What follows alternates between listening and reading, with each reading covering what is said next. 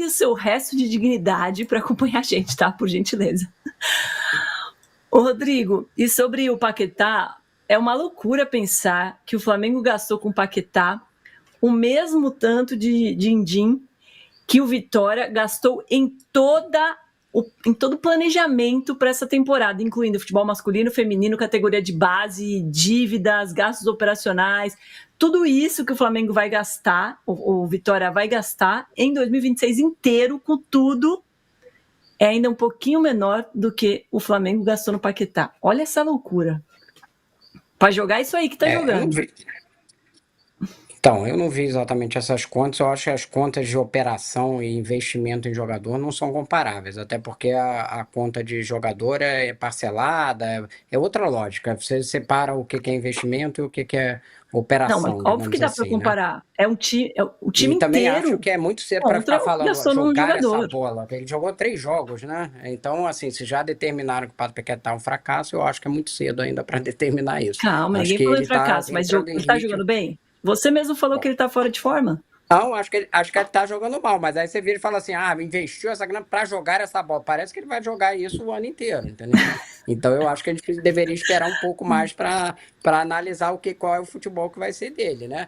Eu estou falando que ele tá com problemas físicos, tá com questões ainda de entrar no ritmo do time, isso aí tá acontecendo, tá claro que teve ali uma atuação boa contra o Sampaio Corrêa, que era um nível de enfrentamento muito menor, não tem dúvidas. Agora, eu acho que julgá-lo por esses 3 jogos é muito cedo para dizer que, olha, gastou essa grana e não deu certo, entendeu? Que, enfim, eu acho que é muito cedo para isso. Acho que ainda vai ter muita bola para rolar.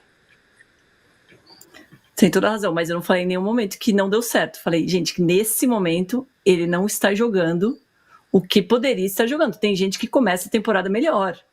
E como ele foi o jogador mais caro do futebol brasileiro, é óbvio que a expectativa está muito alta, Alice.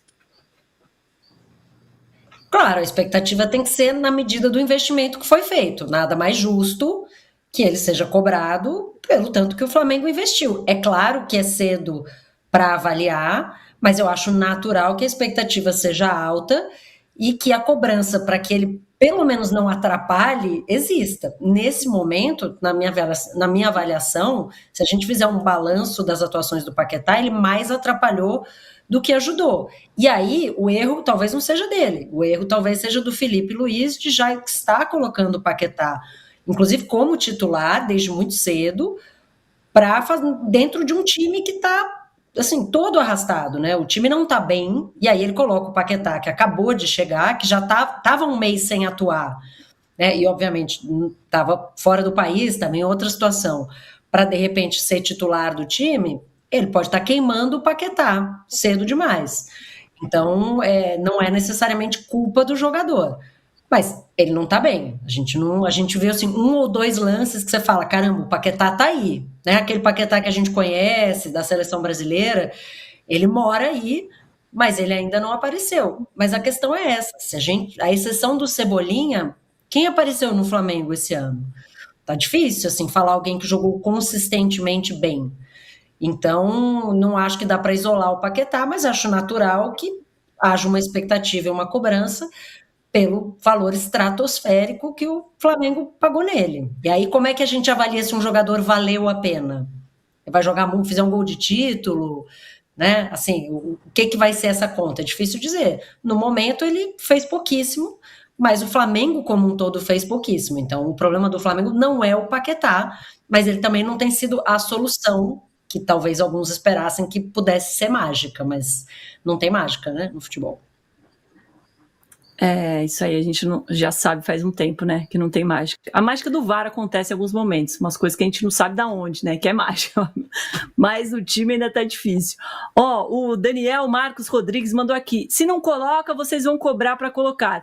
A gente cobra para colocar em campo, não necessariamente titular. E se o cara não tá correspondendo fisicamente, não tem problema dar uma segurada, né, Fabiola? Claro, gente, assim, o Felipe Luiz, ele tá lá, ele vê os treinos todos os dias, ele sabe quem tá bem, quem não tá, tem 1 milhão de pessoas, uma equipe super diversa para poder ajudá-lo com dados, né, com números e etc. Ele sabe muito bem quem tá, quem pode render em campo e quem não pode. é isso, assim. Acho que esse é o grande debate para o Flamengo nesse momento. E tomara que na Recopa esses jogadores tão importantes, porque a gente está falando de jogadores muito importantes, que é o Arrascaeta e o Paquetá. Tomara que eles cheguem nos dois jogos das finais da Recopa mais inteiros, né? Fisicamente, porque hoje a gente vê cada dia mais o físico pesa muito mais que a qualidade técnica. O Arrascaeta, ninguém tem dúvida do nível dele, do que ele pode oferecer ao Flamengo. Mas aí eu prefiro um Everton Araújo ali no meio, claro que são posições distintas, eu estou dando um exemplo de um jogador que fisicamente começou a temporada melhor, né?